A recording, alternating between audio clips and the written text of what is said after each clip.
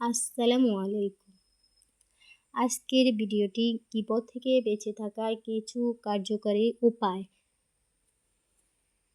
আমরা যতই ভাবি না কেন গীবত করব না, গীবত থেকে বেঁচে থাকব, কিন্তু কয়েকজন মানুষ এক জায়গায় বসলে কোনো না কোনোভাবে কারো না কারো নামে গীবত হয়ে যায়।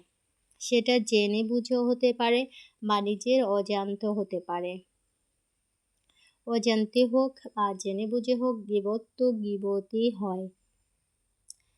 নিজের মৃত ভাইয়ের গোশত খাওয়ার থেকেও জঘন্য অপরাধ এই গীবত। গীবত থেকে বেঁচে থাকার কিছু কার্যকরী উপায় হলো হুটহাট করে কিছু বলে না ফেলা, কথা বলার আগে ভেবেচিন্তে কথা বলা, এমনকি যতটুকু সম্ভব কম কথা বলা, চুপ থাকাও একটা ইবাদত। অতি প্রয়োজন ছাড়া লোক সমাগম জায়গা এড়িয়ে চলা, কেননা যেখানে মানুষ বেশি থাকে সেখানে গীবত হওয়ার সম্ভাবনাও বেশি। আপনার কাছে কেউ যদি গীবত করে তাকে থামিয়ে দেবেন সম্ভব হলে, কারণ গীবত করা ও গীবত শোনা দুইটাই হারাম।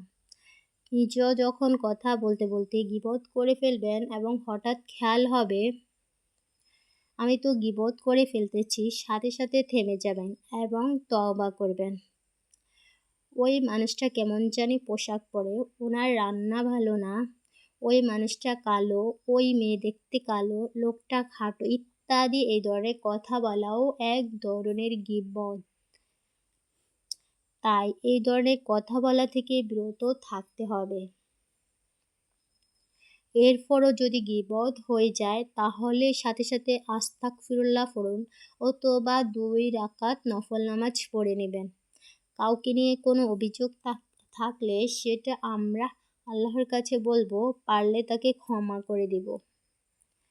মানুষের কাছে এগুলো নিয়ে আলোচনা করা উল্টা গুনাহ কামানো কোনো বুদ্ধিমানের কাজ হতে পারে না। আমরা যদি কোনো ব্যক্তির দোষ ডেকে রাখি তাহলে আল্লাহ আমাদের দোষ ডেকে রাখবেন।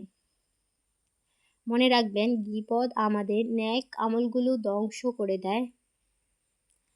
এবার জেনে নেওয়া যাক গীবত কি।